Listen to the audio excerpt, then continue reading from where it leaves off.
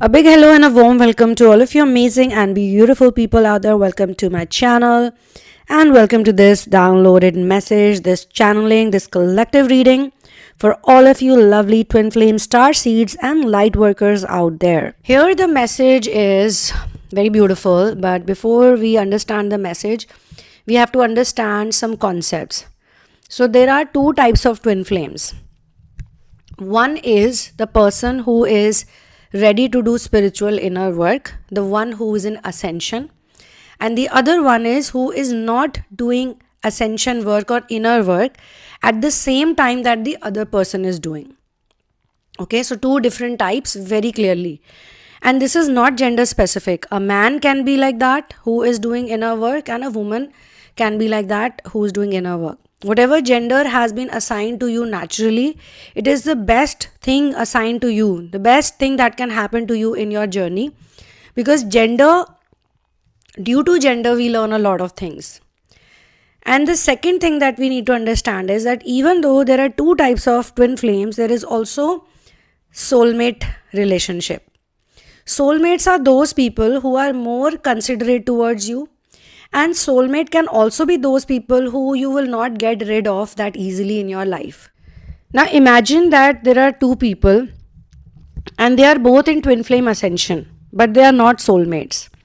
Which means that God has brought them together with each other for a higher purpose, for a very big reason. They will be with each other for a certain stipulated period of time, and they both know that after that they would have to go away. In some cases, going away might also mean getting married to other people, getting married to someone else, or getting involved in some kind of vocational thing, or maybe study, or maybe job, or whatever it is. But they both are very practical, they both are very patient with each other, and they know that they will have to go away. Maybe when they are going away, it is very hard and painful to deal with, very, very difficult. And for that, you can read about the story of Radha and Krishna. If you are from the Western world, then you may or may not have heard about Radha and Krishna. But I think from the Western world also, in India, in Vrindavan, we have lots of devotees. Many have even moved to India. They have started living in India because of their devotion towards Krishna and Radha. And the most beautiful part is that in the 5D and above, Radha and Krishna were never separated. And still in today's time, in today's world also, you can go to Nidhivan, where a very magical thing takes place. Every night, Radha, Krishna and the gopis, they come alive. Every night. It happens every night. If you go to Vrindavan and you ask where Nidhivan is, they'll let you know. So they are always together in the 5D and higher realms. But in the 3D world, for the visual appearance of other people, or in simple words, you can say their earthly duties are such that they are in a sort of separation. But my own experience with twin flame journey says to me that separation is an illusion, and it really is. One has to really go through a practical experience of this to understand that separation is definitely an illusion. And I have read about many couples like that who are both twin flames, who love each other dearly. They've probably never loved anyone the way they've loved each other. They may not be married to each other, technically married to each other, like Radha and Krishna were not married to each other. They have immense respect for each other, and their relationship is absolutely esoteric. It is not at all a sexual relationship. So they will stand by each other, and they will respect each other, they will love each other. Still they have to go through separation. When these type of two people come together, they don't say mean things to each other. They don't say mean words to each other. They always uplift each other. They never complain about each other. Like Sitaram also, similar thing happened to them. In Treta Yuga, Vishnu had to come to earth as Ram, and Sita Lakshmi, his wife. But in that format, in that simulation, which happens in every yuga cycle. So every yuga cycle, they both come to earth as Ram and Sita, and they go through this immense, beautiful love, profound love experience with each other, and then they also go through separation. And before they were in the forest, they lived as an asexual couple. As far as my understanding goes, they never had any children.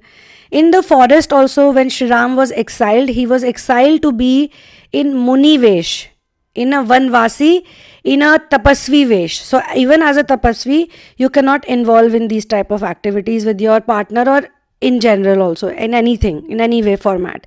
That is tapas, that is tapasya. And people who practice brahmacharya, people who are celibate, are much more powerful than others, because they have controlled the biggest urge of this planet. The biggest problem of this planet is lust. If they can control that, and if they don't feel it anymore, then they only feel love with other people, and pure form of love. So when two such people come together, then also they create a lot of magic. Now in Krishna's life is very different, because Krishna was born towards the, you can say, it was the descending Dwapar, first of all. Secondly, descending Dwapar is more darker than ascending Dwapar, which we are into. Descending Dwapar is handled by masculine energy, and ascending is handled by feminine energy, feminine Shakti.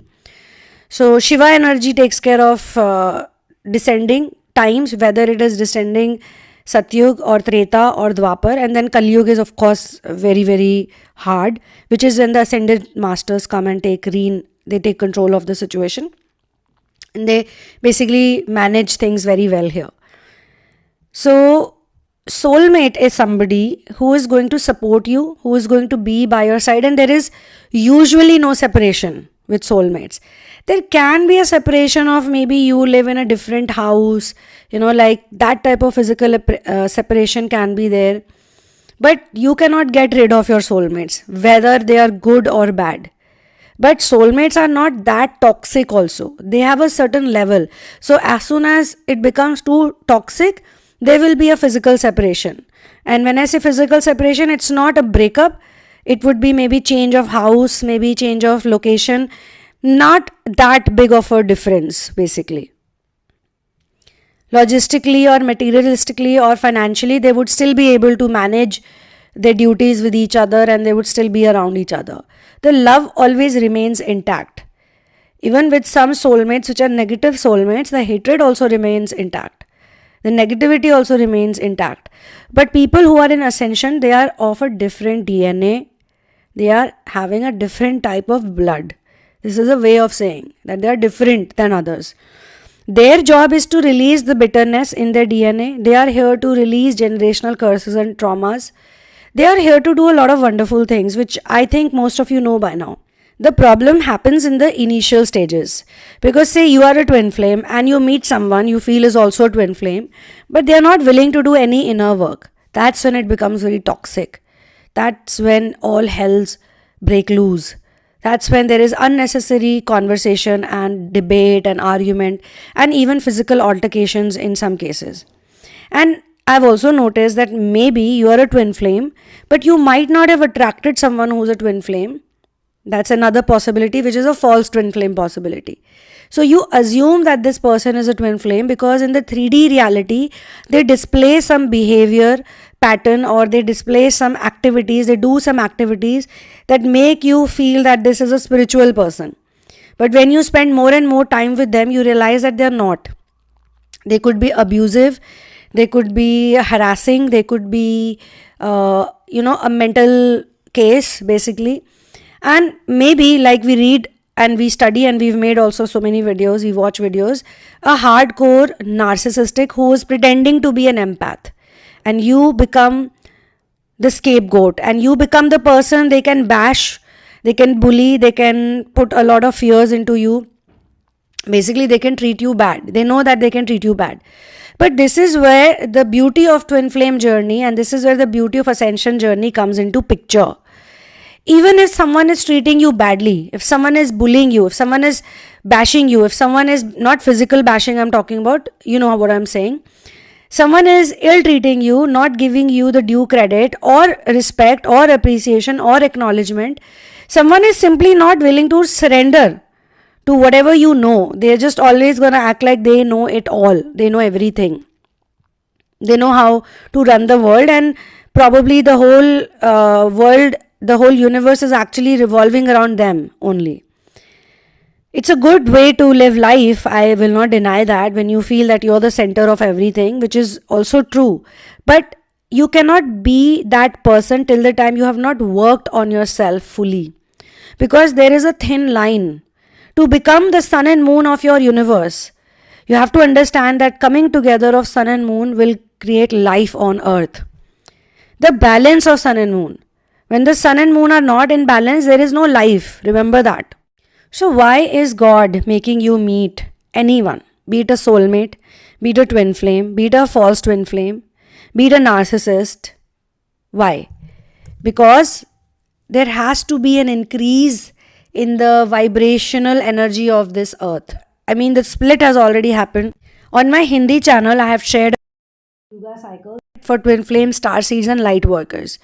Go watch that video if you can speak Hindi or understand Hindi. All these changes, whether it is becoming a vegetarian, whether it is becoming a person who doesn't take any type of chemicals, at least knowingly we don't, whether it is living an asexual life, whether it is practicing brahmacharya or having a proper inner work format, every day you do those things with consistency, at least you try. I'm not saying you will have 100% of success in whatever you plan to do, but you can try. Because when you give 100% try, or if you have a very real intention of doing something, then God sees that. God sees your intention, God sees your attempts. God doesn't see whether you failed or succeeded. Why? Because you will succeed any which way. Sooner or later you will succeed. But it's never the destination that matters so much as the journey. So my dear friends, this channeling is about the fact that twin flames are on earth now.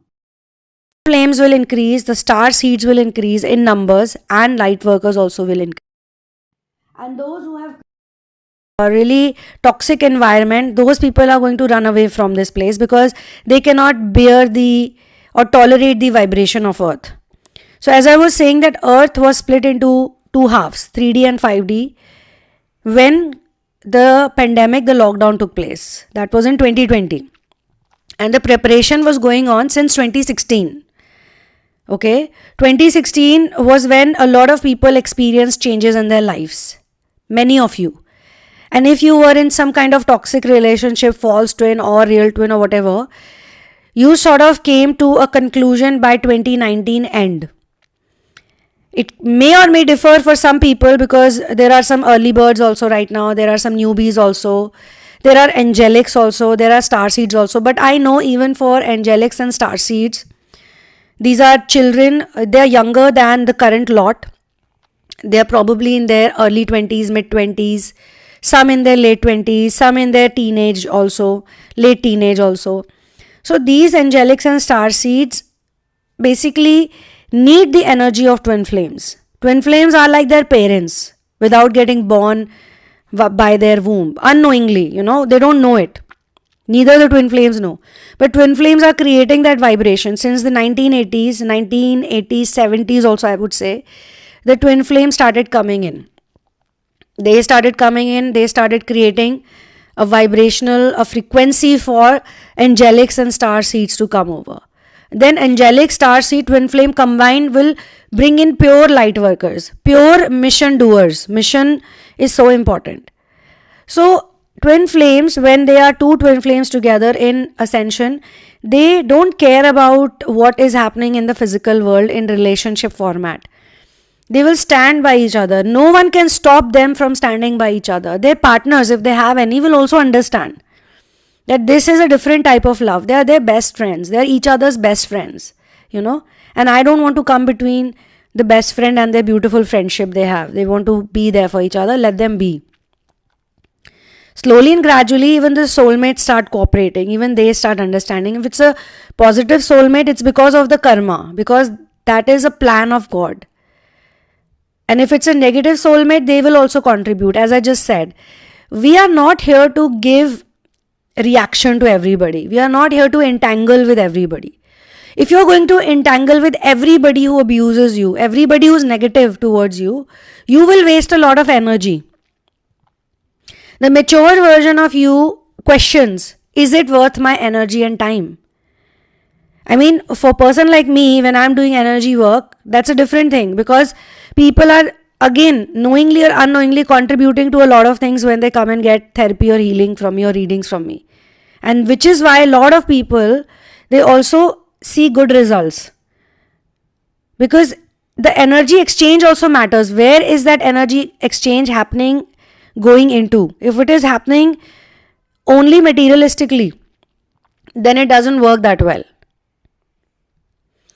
So twin flames are increasing on this planet.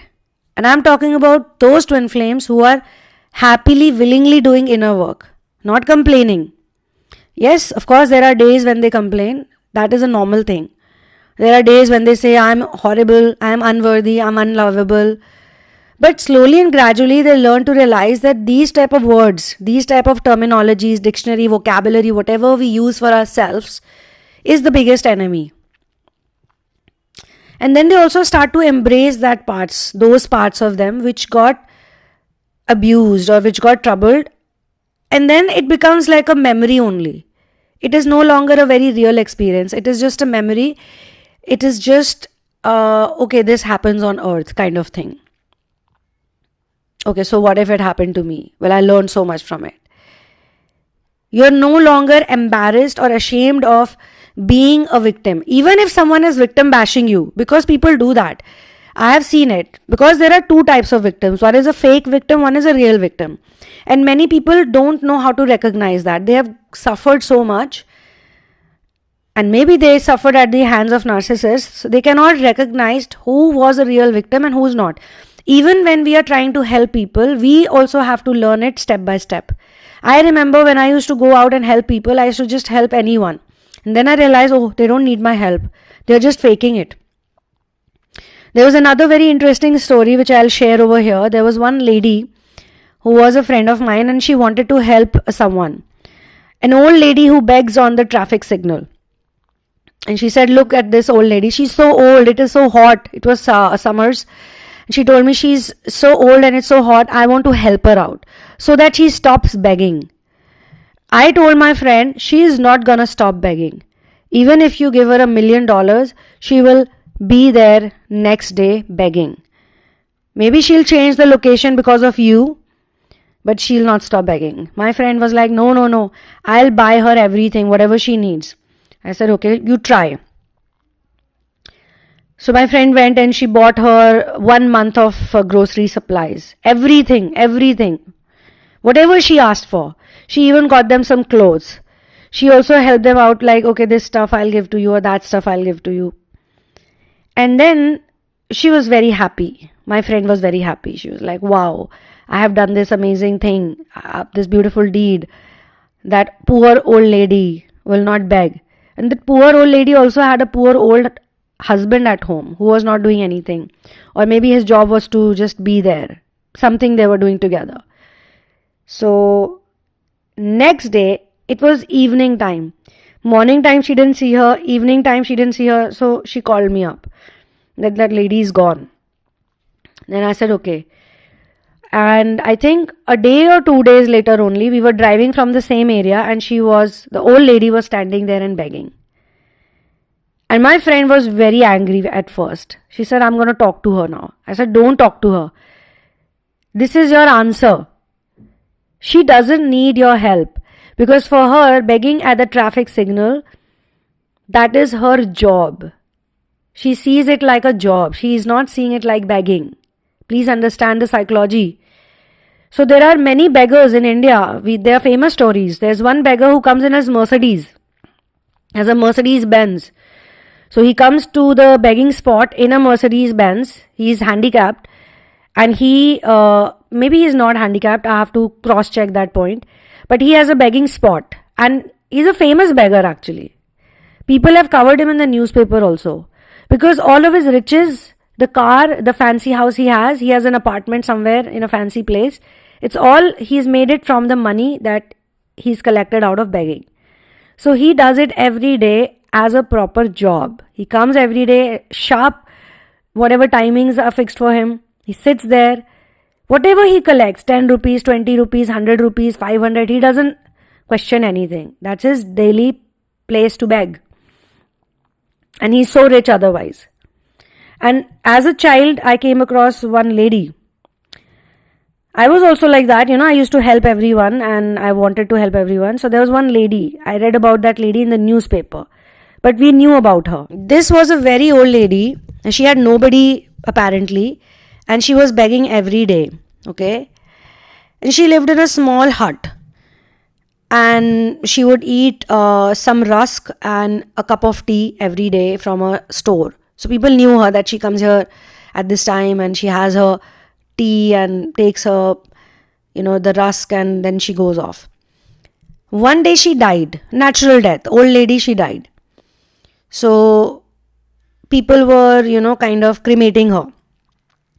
So they went to the house also. They thought that it would be better to, along with her, because she has no one, they'll burn everything or they'll donate whatever is donatable, and whatever is not required, they'll burn it along with her and she can be free. But people were shocked when they went to her house. There was a box, a wooden box. That wooden box was full of money.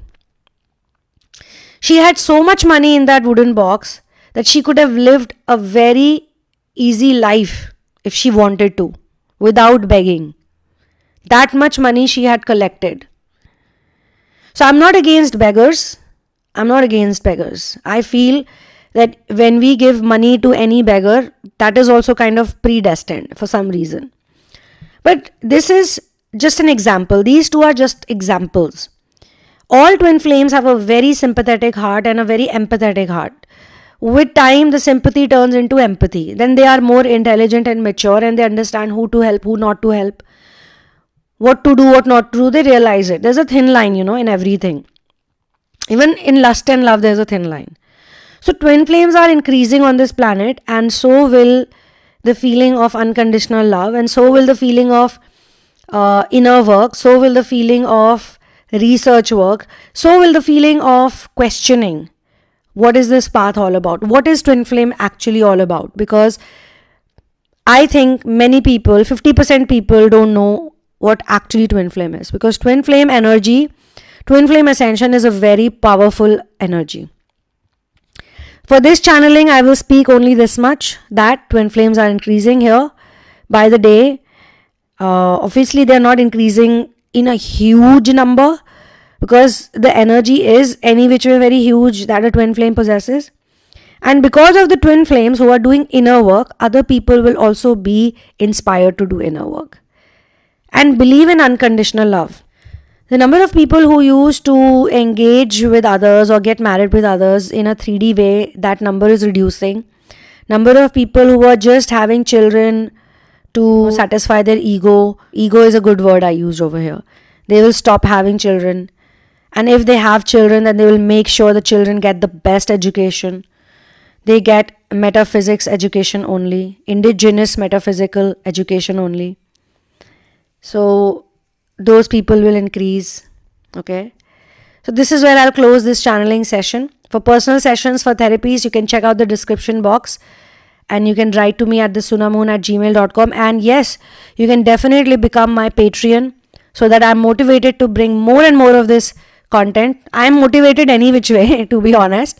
But yeah, it adds to it. It's a good thing. You can become a patron. You can become a part of it, basically. You can become a contributor too.